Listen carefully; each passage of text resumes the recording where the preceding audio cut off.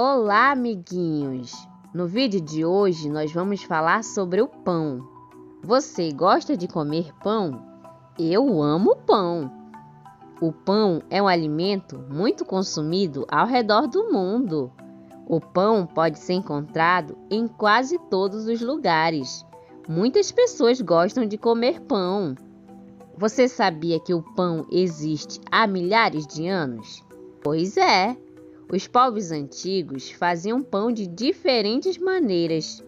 No Antigo Egito, por exemplo, os egípcios utilizavam uma farinha grossa feita de cevada, que era misturada com a água e deixada para fermentar naturalmente. Depois, a massa era moldada e colocada para assar em fornos de barro. Mas e os ingredientes do pão? Você sabe quais são os ingredientes básicos do pão? Os ingredientes básicos do pão são farinha, água, sal e fermento.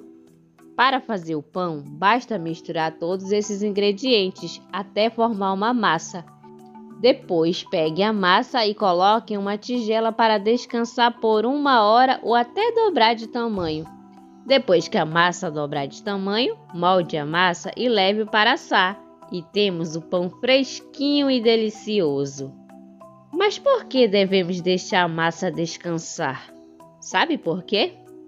Quando a gente mistura a massa, o glúten, que é uma proteína presente na farinha de trigo, começa a se formar e o glúten fornece estrutura e elasticidade à massa do pão.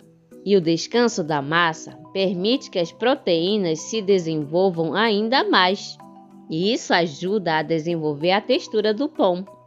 Além disso, é durante o descanso da massa que as bactérias presentes no fermento agem. Isso faz com que o pão cresça, ficando mais leve, fofo e delicioso. E é por isso que é importante deixar a massa do pão descansar. Existem muitos tipos de pães. Tem o pão branco, pão integral, pão de centeio, pão de forma, pão caseiro, pão francês e muitos outros. Cada um é diferente do outro. Qual é o seu preferido? O pão é um alimento muito importante para nós e deve estar sempre presente na nossa alimentação. O pão é uma fonte de carboidrato. O carboidrato dá energia ao nosso corpo para a gente andar, para a gente dormir, comer, brincar. Mas é importante consumir o pão com moderação, combinando com outros alimentos, para que possamos ter uma alimentação equilibrada, promovendo uma boa saúde ao nosso corpo.